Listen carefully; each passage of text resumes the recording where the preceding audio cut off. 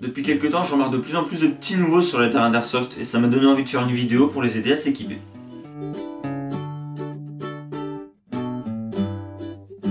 Alors faut savoir que l'airsoft est un loisir assez onéreux, je vais donc à travers cette vidéo essayer de vous conseiller pour mieux vous préparer sans trop vous ruiner. Commençons par la réplique, alors je ne vais pas trop m'étaler car je vais faire une vidéo plus complète à ce sujet. Raison de plus pour vous abonner. Mais je peux vous donner 2-3 petits conseils. Alors, premièrement, choisissez la réplique selon son design.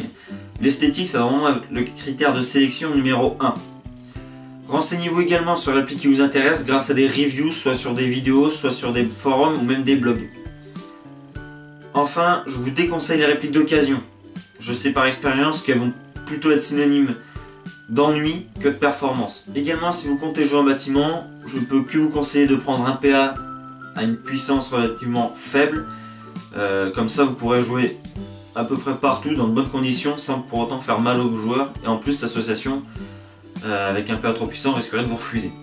Avec ceci, n'oubliez pas des billes adéquates parce que les billes jaunes de fête foraine de marque Forest Gun, c'est pas conçu du tout pour ça et ça va éclater votre réplique avant même que vous ayez le temps de dire out.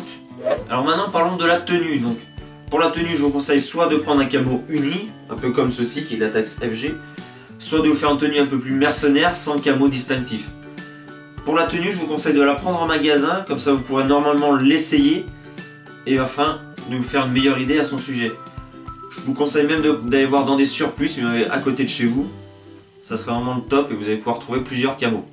Avec votre tenue, je ne peux que vous conseiller de prendre une paire de chaussures adéquates, donc soit des Rangers, même si elles sont un peu chères, leur efficacité n'est plus approuvée. Prévoir quand même des grosses chaussettes, à ce qui paraît, elles filent les ampoules.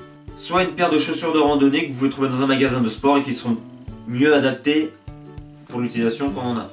Continuez à s'équiper avec les éléments de protection et le minimum obligatoire ce sont les protections oculaires, donc soit des lunettes, soit un masque intégral de type paintball. Personnellement, je ne suis pas fan de ce dernier car c'est pas très pratique pour viser avec. C'est un peu plus sujet à la buée et pour l'enlever la buée, vous devez carrément enlever le masque, c'est un peu dangereux et surtout un peu pénible. Alors qu'avec une paire de lunettes, ça se fait assez facilement. La preuve. Ah foutu V, putain. Ça va mieux, allez c'est parti. Si vous optez pour des lunettes, vous pourrez toujours vous protéger le bas du visage avec un masque de style stalker, comme celui-ci, qui vous permettra de vous protéger le bas du visage. Personnellement, je trouve pas que c'est gênant pour viser, et en plus peut s'adapter à votre morphologie parce que vous pouvez le déformer. Enfin, pour vous protéger la tête, vous pourrez toujours prendre soit une casquette pour vous protéger du soleil, ou un casque qui peut vous protéger du soleil, mais également des billes un peu douloureuses. Pour finir sur les éléments de protection, je peux vous recommander une paire de gants, très pratique, surtout si vous jouez en forêt. Pour vous promener dans les ronds sur les broussailles, ça vous protégera bien les mains. Et également un chèche, donc un truc, une sorte de foulard qui se met autour du cou, qui va protéger votre cou des billes ou des irritations dues à votre gilet ou à votre sangle. Alors s'équiper en airsoft, c'est également s'équiper d'un bon comportement sur le terrain. À commencer par le vocabulaire, on va pas parler d'armes mais de répliques, on va pas parler de personnes mortes ou tuées mais de personnes touchées ou out. Également on va pas parler de balles mais de billes ou de munitions. Également en termes de bon comportement, il faut rester calme et poli, respecter les ordinateurs ainsi que les autres joueurs. Voilà, avec tous ces bons conseils vous êtes prêts à débuter. J'espère que cette vidéo vous aura plu, si c'est le cas n'hésitez pas à la liker et à la partager. N'hésitez pas également à me partager votre expérience de débutant dans les commentaires. Abonnez-vous pour ne pas rater les futures vidéos. Si vous souhaitez nous rejoindre, c'est sur Facebook que ça se passe.